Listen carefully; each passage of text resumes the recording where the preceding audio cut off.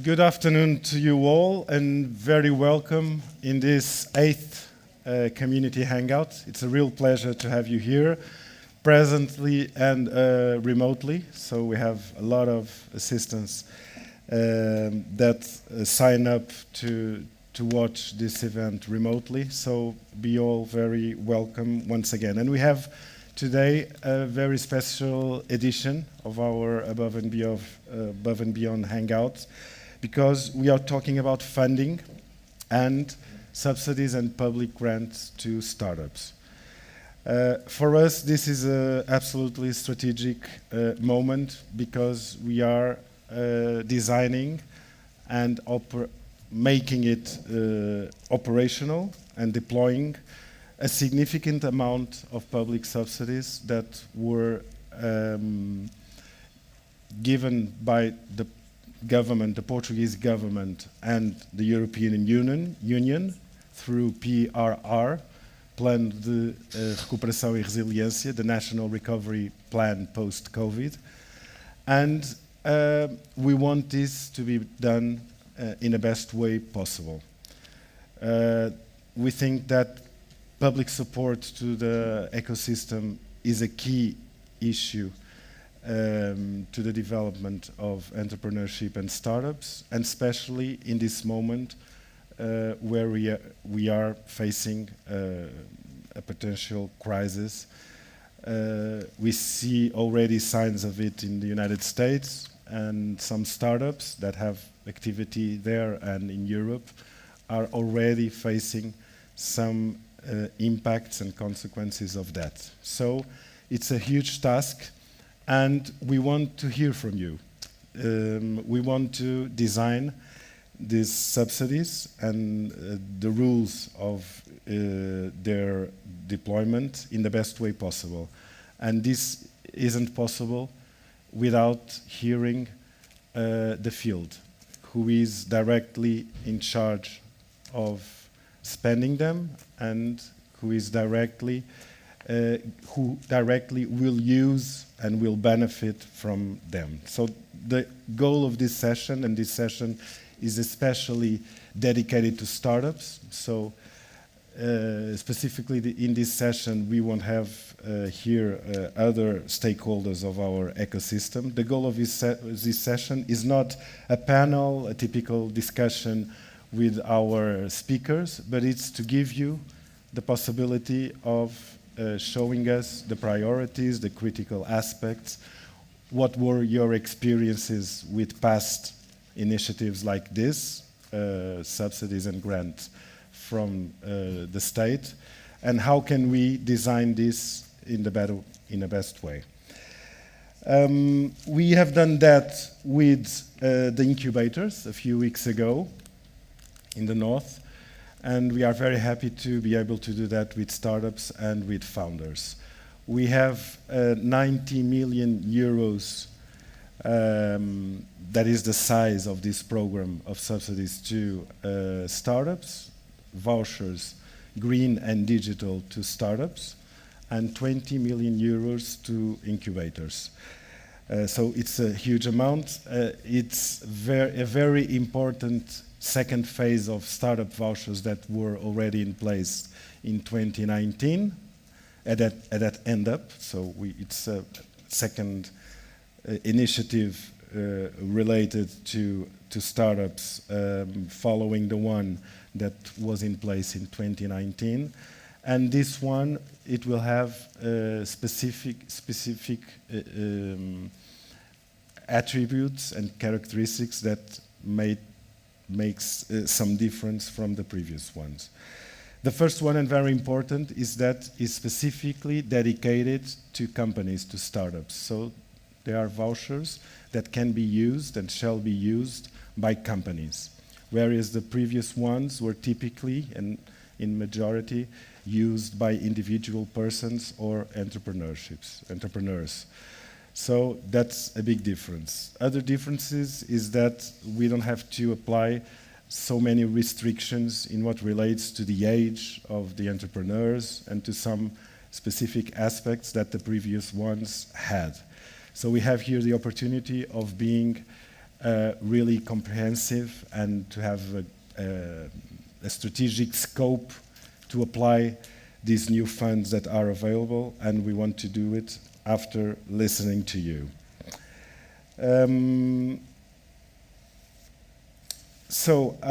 I would like to present you our next speakers and our next guests. They won't be monopolizing the conversation, as I told you.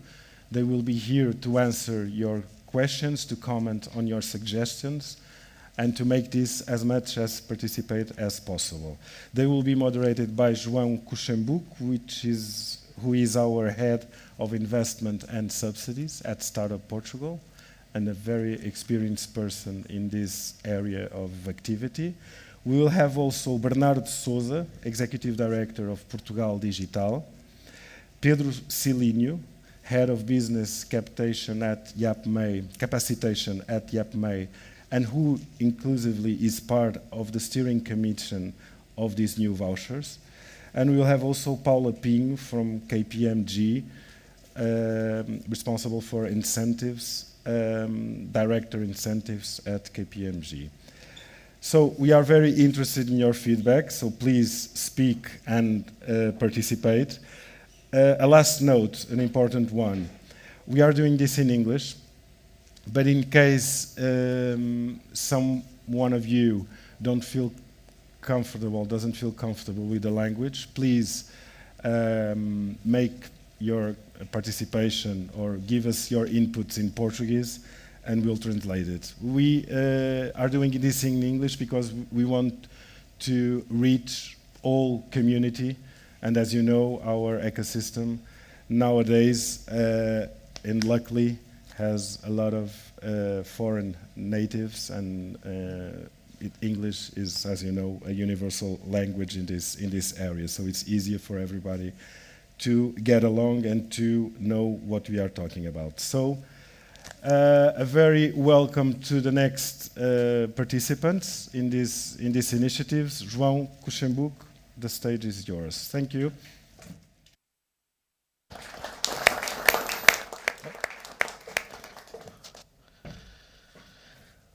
Well, good afternoon all, almost good evening. I am seeing many legs and arms crossed. Please uncross them. This is something to be very interactive. This hangout, we normally do this on the last Wednesday of each month. We choose a topic, a specific topic, and then we invite speakers, and it's like almost a TED talk. And you have the audience, which is only hearing. As Antonio said, and I'm gonna take his word, his very important words, which are, we want to hear from you. As Antonio said, we are designing some new incentive schemes towards funding startups, incubators as well. Not only in the RRP, which, as you know, is the Recovery and Resilience Plan that resulted from, unfortunately, the pandemic that we had in the last years, but also for the next multi-annual financial frameworks, which is more commonly known as Portugal 2020 or Portugal 2030 will be the next framework. So our idea here is, since we are finishing, we try to make something different, which is, instead of making and designing the tenders, the calls, we should hear the persons, the startups, the entrepreneurs, the incubators, the venture capitals, the business angels, all the ecosystem that is surrounding all this entrepreneurship area, and then try to adjust what we economists call the simply adjust of demand to the offer. So, this is something which is not new for any of us. 20 years ago, we were talking about this, especially when the dot-coms have appeared. 10 years ago, we were also seeing significant market failures. especially in the pre-seed and in the seed age of the company, which is a problem which is not a Portuguese problem, as you know. It's an European problem, not so much in the US market, as you know, or in Israel. Well, this venture capital is very mature, but here in Europe, we have some serious issues, especially in the pre-seed and in the seed financing. This results in losing economic capacity. For example, externalities, because if you have non-SMEs, the larger companies, of course, can be helped by smaller companies like startups. One example that we have here in Portugal is Auto Europa. It's the example that we all gave. Auto Europa is like it's a cluster with many SMEs, as you know, and many startups. That's Auto Europa. It's not just the Volkswagen company. So we are losing externalities. We are losing what we called 20 years ago the champions. Now we call it unicorns, as you know. But we are losing many ideas that could result in great companies, in larger companies. And we think that now is the moment that, for us, at least in Startup Portugal, we want to change that. I tried to make some studies and just to bring some numbers for the discussion. This is the view. Where is the laser? Okay. This is the view of the venture capitals. Of course, we understand that if I am a startup, I don't have track records. I don't have any registry. So it's very difficult to analyze the viability of the project. It's understandable, but this is one of the reasons that we have so low investments, VC or business angel investments in startup. And this is the view of the entrepreneurs. Myself, I've been an entrepreneur from the last 20 years. I had like 5, 6, 7 companies. I would add up at the transaction cost, because in the beginning you don't need so much money unless you are R&D intensive company. And I will add the time, because if any of you, and I hope so, is a founder, you know that in the beginning you have to make everything, and time is money. So these are the main reasons that right now are resulting on this. These are the last numbers that I could capture. This is the investment only in pre-seed in all Europe in VC. We are looking to a trend, which is not a positive trend, as you know.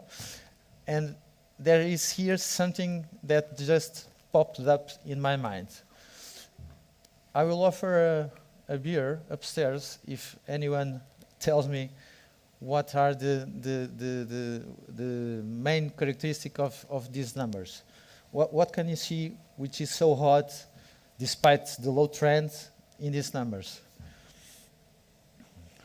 Well, everyone can drink a beer because we will go on after this. But the years. This is decreasing twice as fast. Towards? Twice as fast. Toward. I didn't make that counts, but okay, that's a good point. You have one beer, thank you. Another one, that's a good point. I didn't saw that.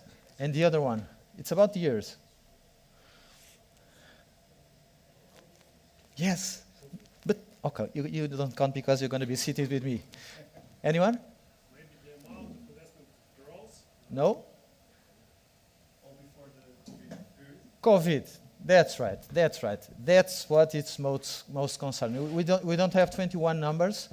Now we don't have 22. Of course, we are still in 22. But this is pre-COVID. Of course, there are some sectors that, with COVID, there were some investments in those sectors. But if you terms in generality, I will bet, I don't know if it is the double, increasing, good point, but 21 and 22 will not be better. So this is the actual outlook of the venture capital ecosystem in Europe. And if you look just a little bit deeper, you can see that those numbers that were the seed financed by venture capitals represent 2/3 of all the pre-seeds and seeds investments. So pre-seed, which is the beginning of everything, when you have the idea and you need the funding, it's something that in Europe urgently needs government intervention. There's a clear market failure on that. That's why Startup Portugal has this mission with other entities from the state, of course, that are working in this to try to level up and finally have some investments that is tailor-made to the needs of the startups. That's our main goal and objective. But in Startup Portugal, we always look to the right side. And if COVID was bad for many reasons, as you know, it gave us also opportunities. And as Antonio said, when the Portuguese government was dealing with the European Commission to make the draft of the Recovery and Resilience Program, implemented two measures, which are the vouchers for startups and the vouchers for startup incubators, accelerators. So these ones are directly for startups, and these ones, startup will benefit indirectly because we will support and fund the incubators and accelerators. The RRP, it's a little bit more closed than the multi-annual financial frameworks, the Portugal 2020 or the Portugal 2030 now program. But nevertheless, it can fund many types and categories of investments. And that's the challenge that we want to have you to help us to figure and to resolve. That's why we are making this hangout. It's the first time we are trying something like this. We had the event with incubators, but it was included in a larger event. We had one work session, and we asked directly to the incubators, if you are funded, what kind of investments will you prioritize? What are your really needs? And I think this kind of approach never been done, at least this way. And this is the main focus of this session. So for this session to have success, it's not about the people that are going to be here with me. They are experts, of course, in all these matters, but are here to respond to your questions. And more than questions, we need to have the feeling of the ecosystem. We need to know your pains when you are creating startups, what you really need. What you really need, not just in terms of funding. That's why we ask you when you register to, on those post-its, without any restraints, to put in terms of your mindset and in terms of this concept, when I'm making a startup, which are the main constraints? One, funding. Which type of investments do you really need? Of course, these investments, they are regulated by the RRP law, so there are some restraints, but we don't want to restrain this session only to the RRP. As I said before, the Portugal 2030 will start in the first quarter of the next year. So hopefully, maybe Pedro, we can enlighten some of this. I don't know, maybe not. Okay, because he's still, they are still negotiating with the European Commission, but we know that there will be more funds. We don't know in what terms, but probably vouchers for startup and incubators, which are different from these ones that we are almost finishing designing in the RRP.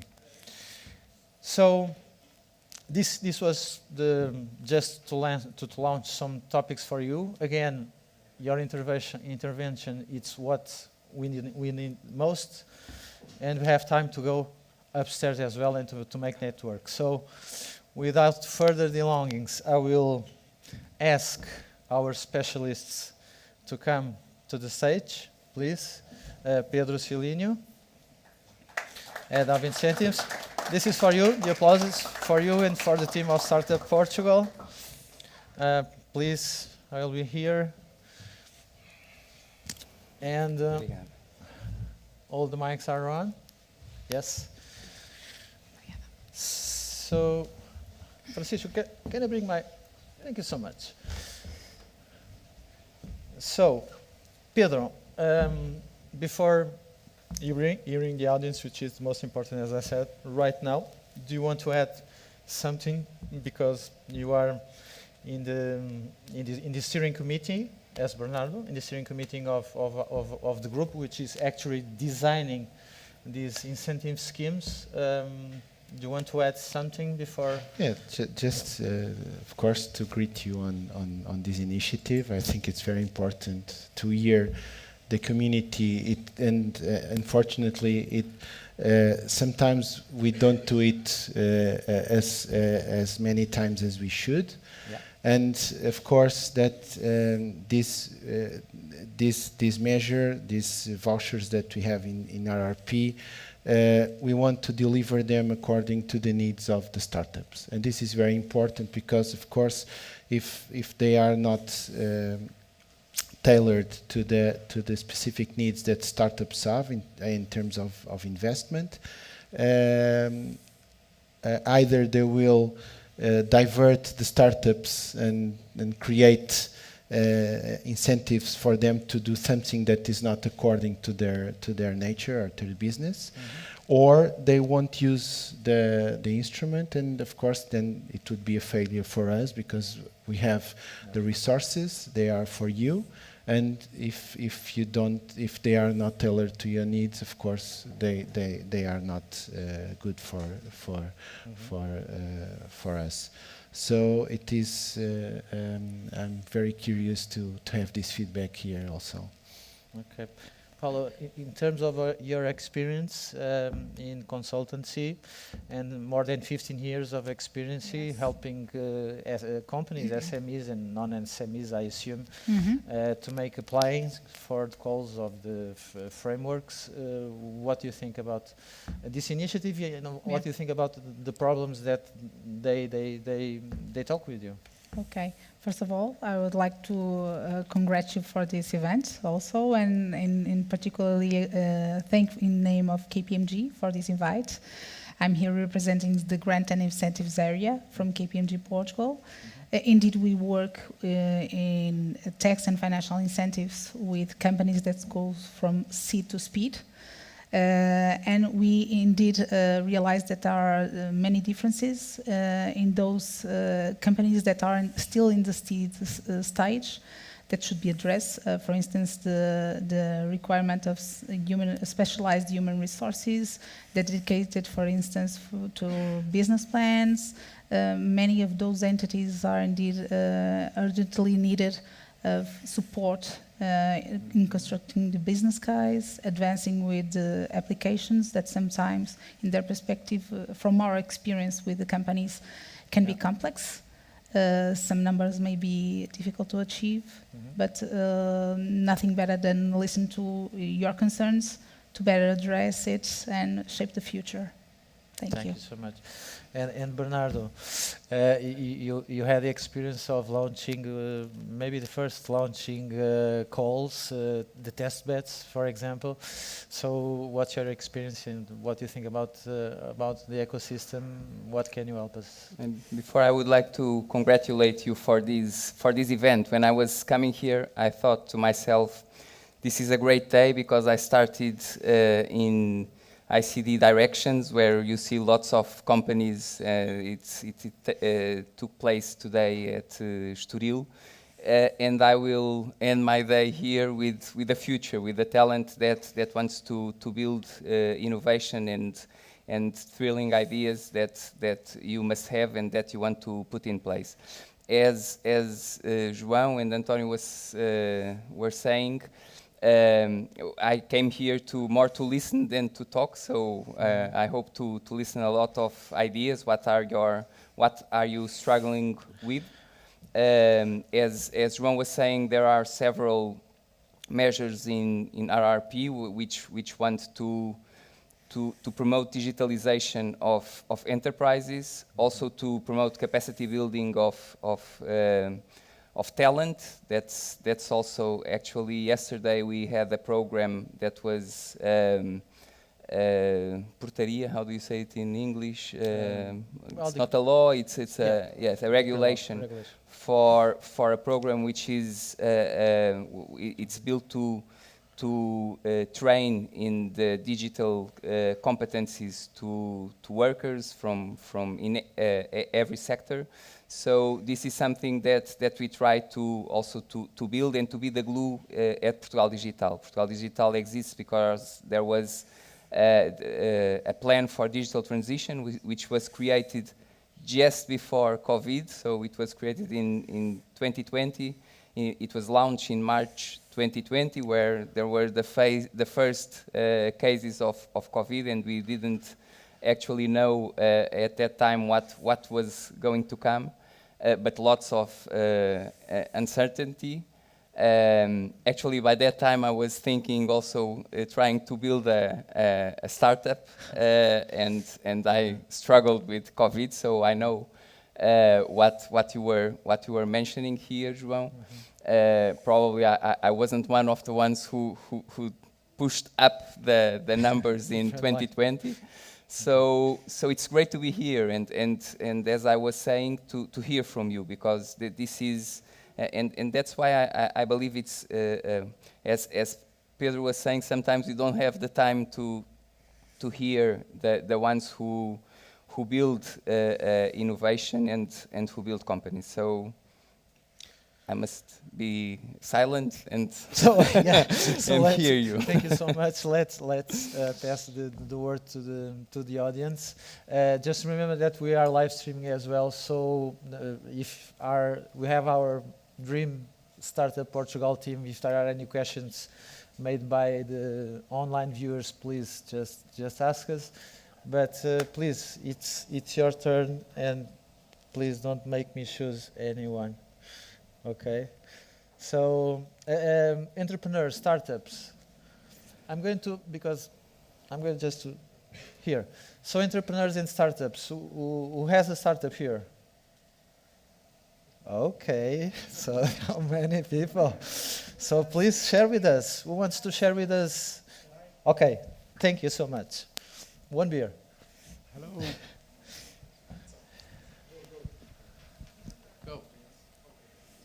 No? Yeah. Hello, good night, everyone. My name is Fernando. I came to Portugal from Brazil. I went to an accelerator program here in 2018, and then I stayed in an incubator in Aveiro. Okay, but now we are not in this incubator anymore. And during that time, we got some incentives, some grants from IAPMEI, from some Portuguese incentives, but now, since we are not on the incubator, we don't have the help to get these grants. And for me, as an entrepreneur that I need to run my company, I face a lot of difficulties to understand all that bureaucracy in the websites, all the requirements that I need to fill. And when I get it, when I see it, I'm with a PDF in my computer, like I'm reading a contract, you know. So maybe, I don't know, how can we make it easier for the entrepreneurs that have to run their company, and also make it easy to understand if that grant works for them? Okay.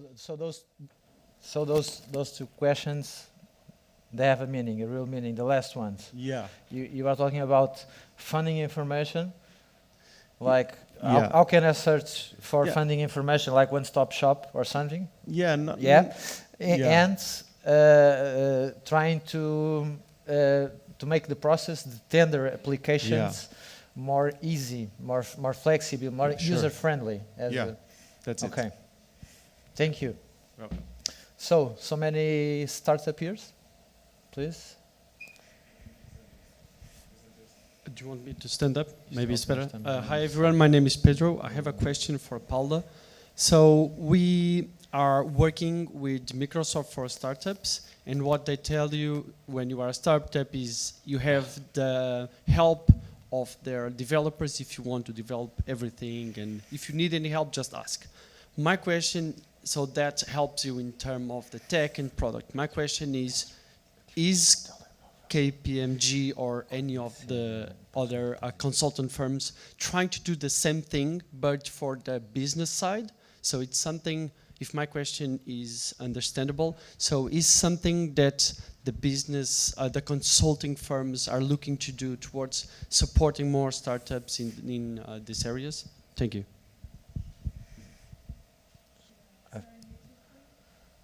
May I answer it? Okay. Yeah. Yeah. So at KPMG, indeed, it depends on the type of work. Of course, we are interested and in supporting startups, of course.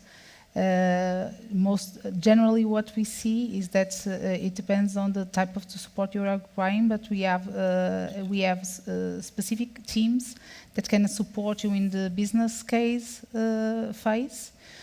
Also, of course, if you have some assumptions that you already have worked on, and not you are trying to evaluate the market and evaluate if you will be able to survive in the market, that's a different analysis than you have if you have to submit an application and present a business case that you have some market evaluation from your side.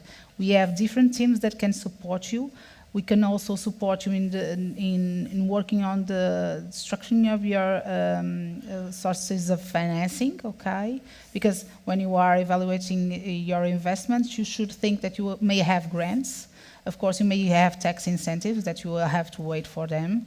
But we will also have other alternatives in terms of funding that you can apply for.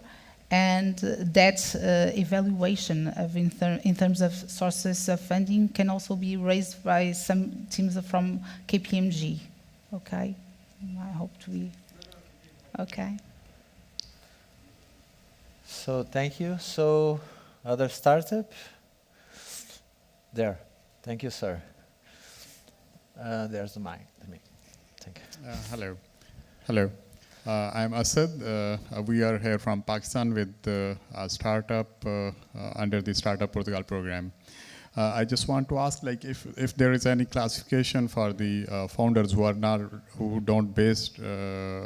from Portugal, they are foreigners, but they are starting their startups here. Can they also apply for the EU funding and other such fundings? And is there any such classification or criteria or filters which apply on them? Thank you. Okay, I will ask Pedro to. You can apply to this program, either your origin or nationality, as long as you incorporate a company in Portugal. Okay, so I would add that it would be against European law to make any kind of discrimination according to the origin of the person. So there is no problem on that. Okay.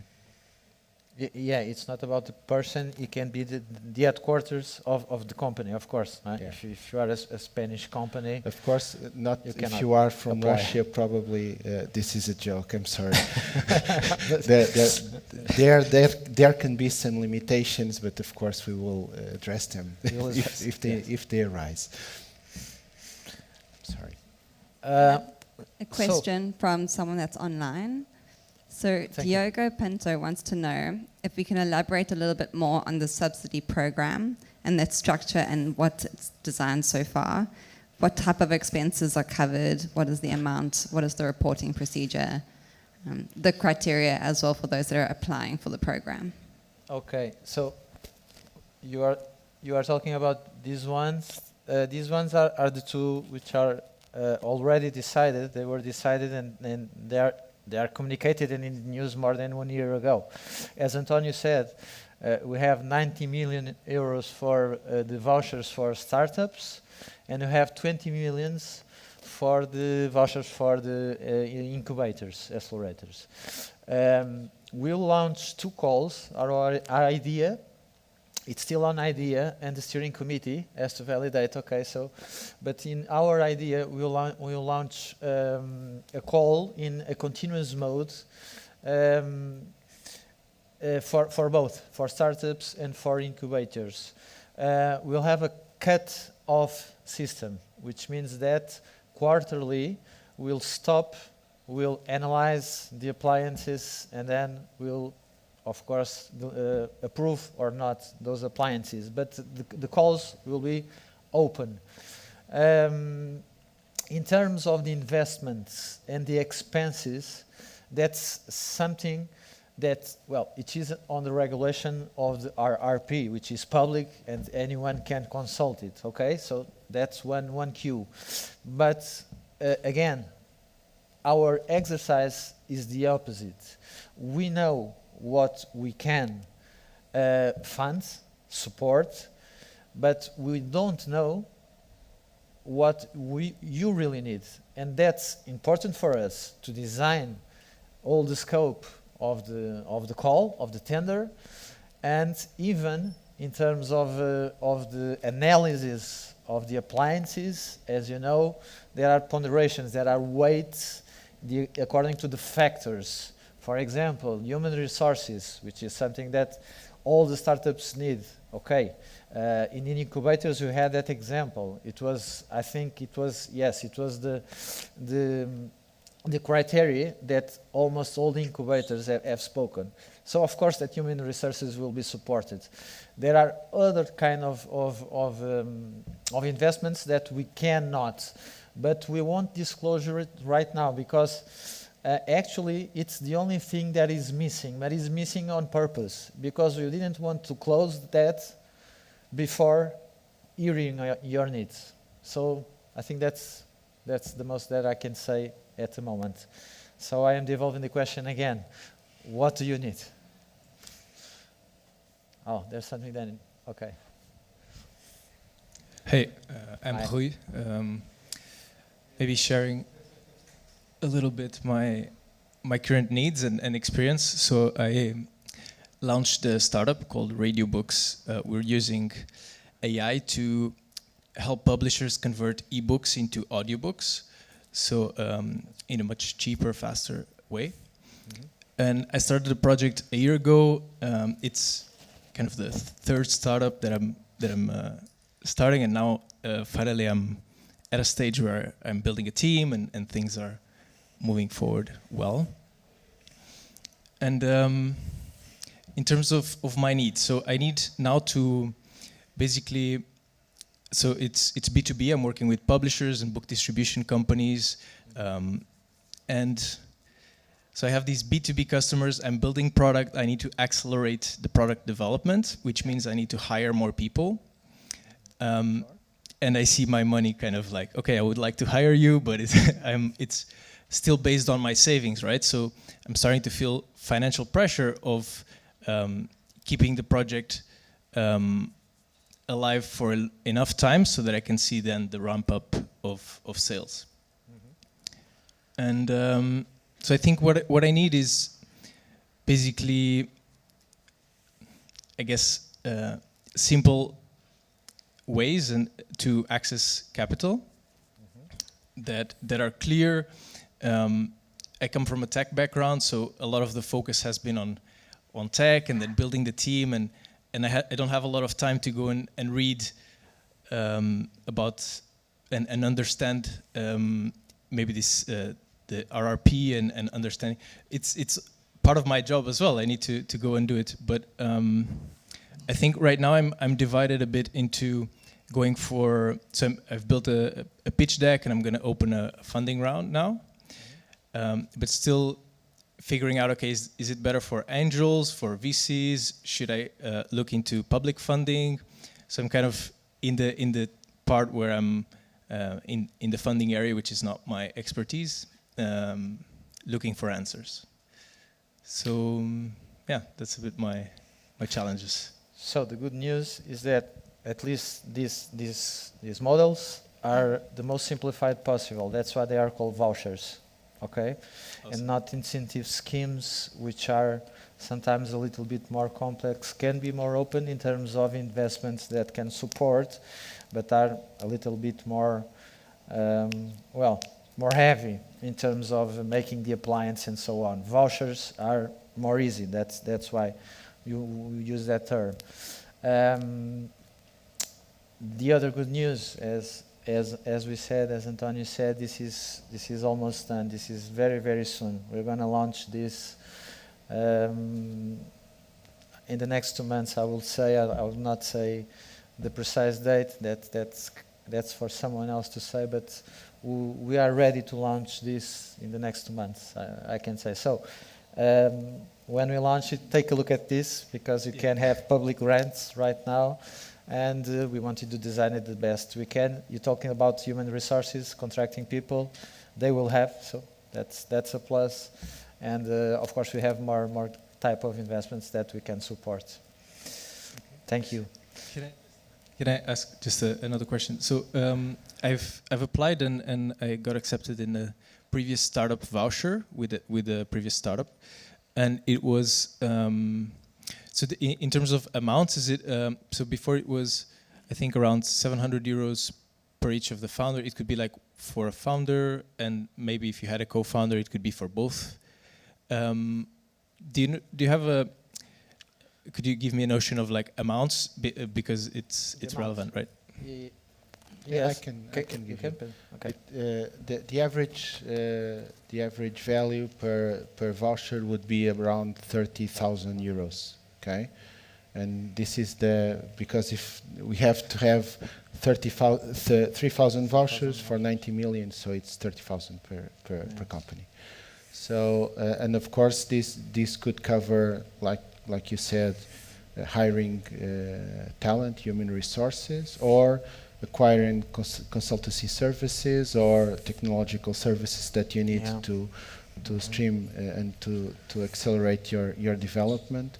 So and this, the idea is that this, and João has already said it, it would be quite simplified. Okay, so of course we must make a trade-off, because at the end of the day we must account to where the money was spent. This is the same with all European Union funds. In RRP we have a more simplified life in this matter.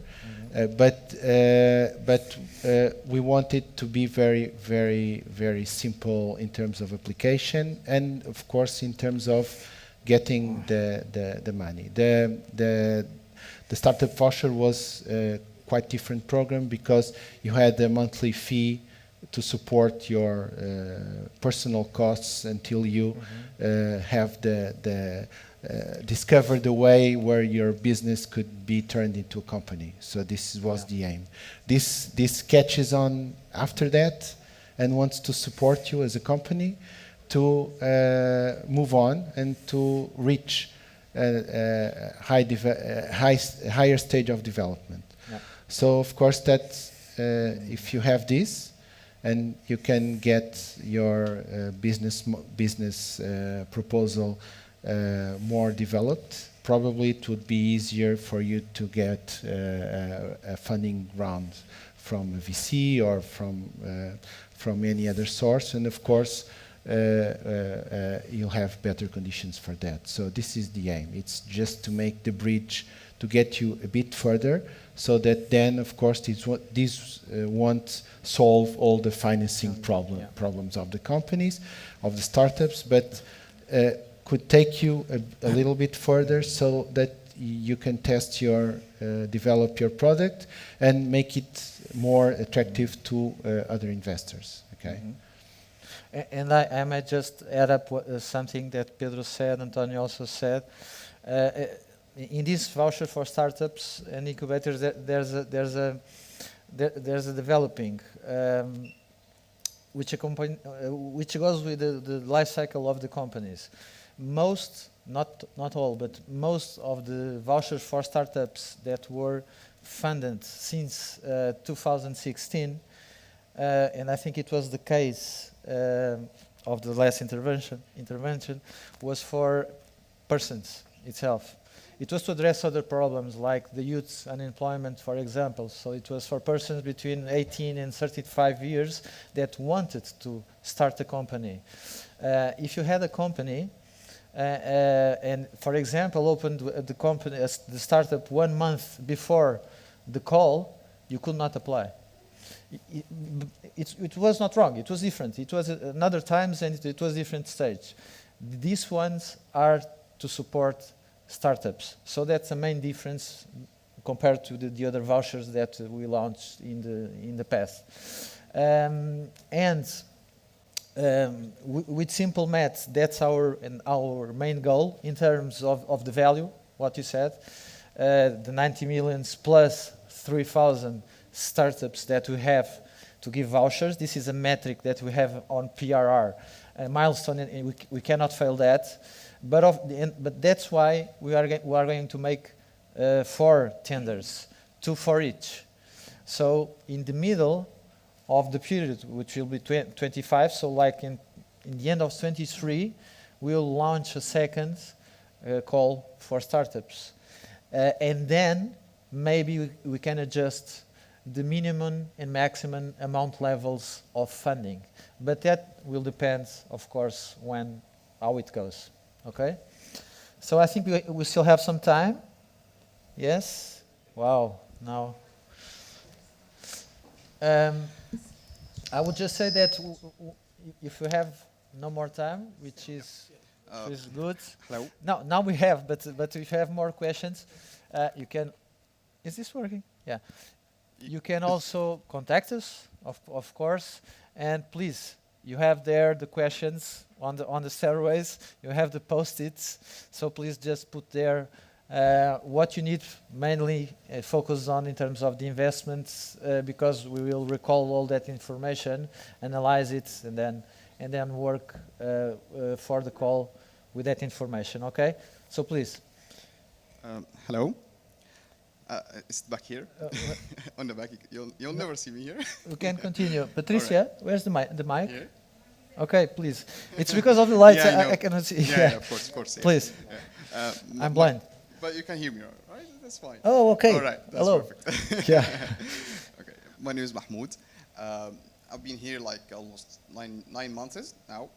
The most thing that's concern here for me since I came, I'm an IT engineer. I'm so sorry. I'm an IT engineer. I work here in high quality actividad for the project for from the government. And the thing is, I'd like to start a startup. Okay, I have so many ideas. Literally, I can find so many a lot whenever I go. I've been living before in different countries, like Dubai, an example. So I have so many ideas that's not still here.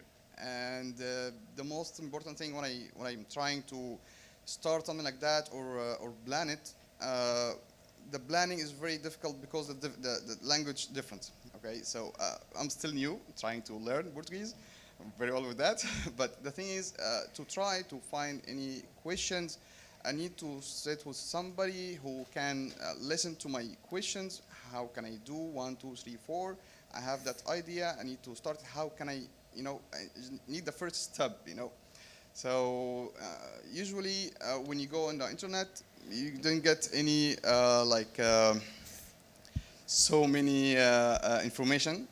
Usually it's like a general information, but if you need more somebody to speak to, I need to do 1, 2, 3, where I can do that. Is it possible or no? Is that my idea is valid? It will be a right idea. It's a new idea. So things like that. So the main thing, how to speak to somebody, where I can go somewhere who speak English. I can sit down with them, a meeting for 1 hour. I can bring some documents and speak to somebody.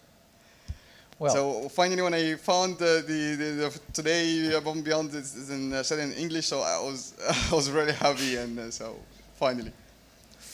Okay. Yeah. Well, we started Portugal. We speak English more or less. You can contact us, but now you have many agencies. Of course, they can help you. Even local and regional agencies that support startups. For example, in Lisbon, we have Startup Lisbon as well. So it depends on the region where you are. But as Startup Portugal, we are a national entity, so we have to take care of the national strategy for entrepreneurship and for innovation in terms of startups. So you can contact us. But I think Bernardo, that was trying to launch a startup 2 years ago. No, I just want to add something, because we started with bureaucracy. Yeah. And now you are saying who can help me also with my idea and with sometimes with bureaucracy. And this is something that will always come up. Not only for startups, for social innovation, other areas. It's when it comes to European funding, there's bureaucracy. But what I believe that even though, as Pedro was saying, we will try to simplify as much as we can, but there are some things that we can't go any further. What I believe that it's not in this slide, it's on the other slide. As Antonio was saying, there are 20 million euros that go for incubators. So I hope that in every incubator there is an expert on how to move forward with this kind of financing, and that they should also speak English, I hope. so this is why there are two different measures, and this for you, João, and for Antonio, I believe this must be something that we really must have as a result of the money that we are supporting. As João was saying, they should be all scattered all over Portugal. So it's not just Lisbon and Porto, but it's important for, and it's. I'm here with my smartphone. I'm not changing messages. I'm taking notes. So, and I believe this is important. The second thing is that it's important also for you to know the other measures of that are under the scope of this component of the RRP, because there are the test beds, there are the digital innovation hubs, and these are also measures and projects and programs that will help enterprises and also startups to test their projects, to test their products, their pilot products before going to market. So I believe it depends on the stage where you are, but the maturity of your product. But there will be also, and the idea of to have all these different measures is to help the projects to come up in the different stages. The last thing, the last idea that I wanted to share with you is that I hope that this funding does not put away the other funders. So you talked about business angels, VC, so other, because the idea of the public funding is not to how do you say this, to change so that the other funders the other financing is not there. It's to help. It's to support you in order to get there and to be stronger in order to get these people aboard, because they are also important for your project. So. Yes, you are talking about co-funding. Yeah. So having the public investors, us, and having private investors will turn the project much more feasibility. Give more feasibility to the project, and of course, in terms of valuation and score of the appliance, we'll take that in note. That's something that is provided in incentive schemes from whatever. And not only that, João, I believe that the private sector and the private investors, they bring also something to your project, to your startup. So, yes. And sometimes it's something that the public entities are not strong enough to do it. So, the kind of added value that they give you, I hope that this kind of investment doesn't take them away. So, just to. I'm not saying that this will be a requirement, as João was saying.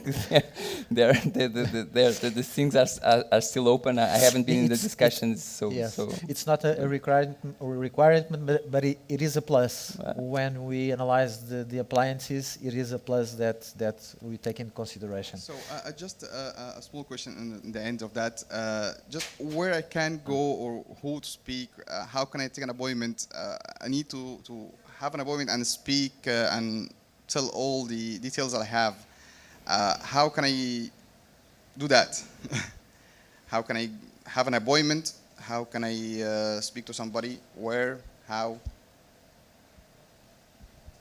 Patricia, do you want to? It's not about. I just wanted to mention one thing. Is the incubators are actually like one of the most important elements in the ecosystem to help you reach all of these and to know more information about these kinds of subsidies and grants. Yeah. So I would say that they should be like the first community that you look for when you need help when seeking for these kinds of services. Of course, you can read online and know all the information, but if you need someone to help you go through everything, if you need someone to tell you what was their experience, that I think incubators could be a place that could help you a lot in that process. All so right. I think. Yeah. Thank you. And of course that these public agencies that are here represented, like us, Startup Portugal, IAPMEI, Portugal Digital, and others like the guy, they also have support lines. So by email or by phone, just for the incentive schemes. So you can contact us anytime. It's public. It's on webpage. Just search. I think ours should be here in the presentation, but you have support lines to clarify all this. Can I just jump on that? At Startup Portugal, we have what we call the one-stop shop, which is a really great entry point for you to kind of access the different Startup Portugal's partners and the different resources within our national ecosystem. So that's also a really great first point of contact, and we can put you in touch with the right incubators and people that could complement your project. Thank you, Stephanie. So, please, yeah, one there. One more. Hi, thank you. Can you hear me? Okay. Yes. Well, I'm comfortable speaking in English, but I will prefer to speak in Portuguese, okay? Okay. It's okay for everyone? Então vamos falar em português. João, podes só pôr no slide de amarelo? Amarelo? Sim, aquele das perguntas. Exatamente. Yes. Vocês chamaram-nos aqui para saber a nossa opinião sobre isto e eu vou responder estas 3 perguntas. Perfeito. Relativamente à fase mais difícil para levantar fundos, é obviamente antes de termos vendas. Enquanto não tivermos vendas, ninguém vai falar connosco. Se tivermos vendas, temos a prova de conceito feita e então é muito mais fácil levantar nessa fase. Por isso, respondendo também já aos outros 2 pontos, eu acho que vocês deveriam condicionar os critérios para darem os fundos a projetos focados em vendas.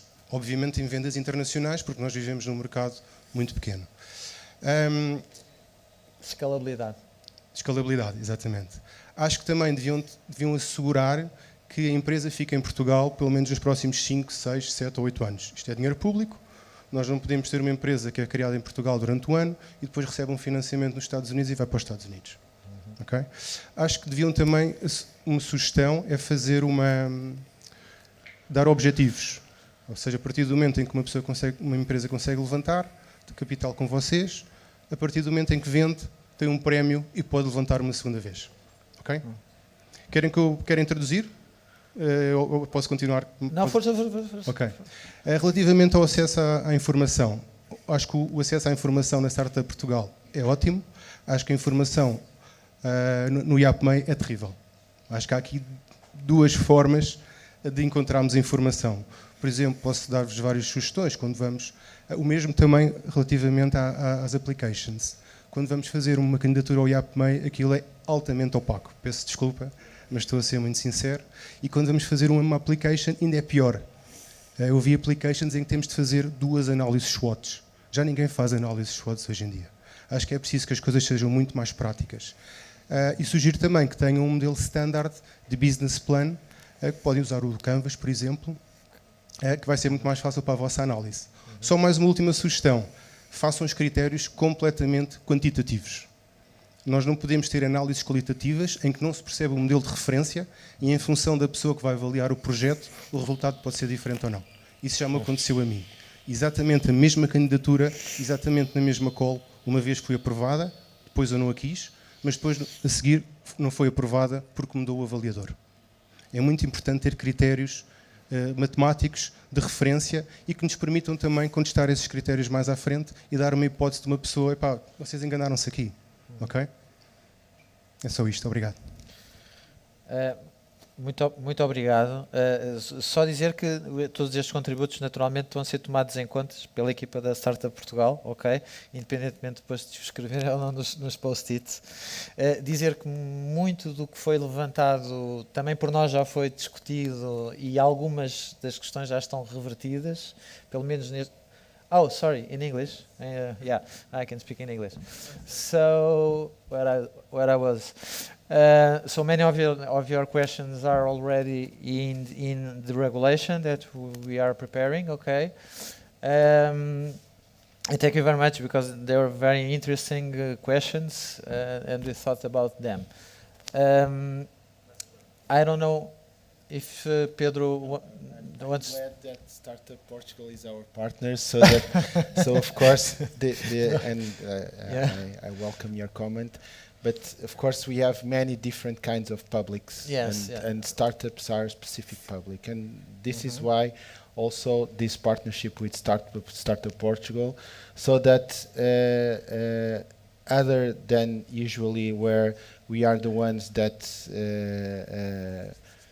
write the calls. Okay, I write calls every day, of course, for everyone, but we would like something different, and this is why we launched also the challenge for Startup Portugal to make different proposals. We are very, very eager and anticipating what we will get, because I think that, and like this final lesson that I learned here today, is that probably we need to work for the calls, for these calls, to be quite different than the ones that we have in other measures from RRP. For example, one of the things that I learned here, probably we should have a call in Portuguese and in English also.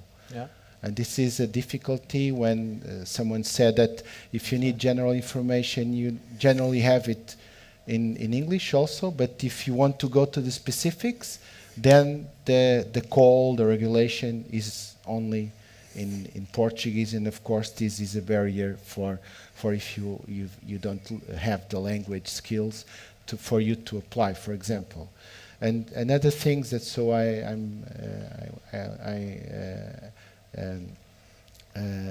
thank you all for all these insights, and of course we will try to welcome most of them in the calls. Okay. So, Pedro, thank you so much for putting the expectation so high for us Startup Portugal. Antonio, I don't know where's Antonio, I think I'm going to lose the job. But anyway, this is the work of a team, of a steering committee, which has IAPMEI, Startup Portugal, Portugal Digital, and Compete 2020, which is very important. We have just time for one more question. Yeah. Two Two? more. So depends if they are very long or not. Right? Okay, thank you. Okay. Hi everyone, my name is Leandro, and I'm a founder of an early stage startup in the Web3 gaming industry. We have a small team, we started this year, and so there's a lot of areas we have to address. And we're now at a stage where we are establishing partnerships with video game developers, video game publishers, and also addressing investors and business angels in order to raise a first round. But for that to happen, we still have to do a lot of work in development and especially in marketing. And for that, it would be great to have access to a public grant like this one. The question I have is that we have not open activity yet, so we are working without open activity. We are working in our free time, and so to participate in this kind of grants, I would like to ask you what we should do if we can like open activity, if we are accepted, or if we should do it beforehand. Yeah, that's it.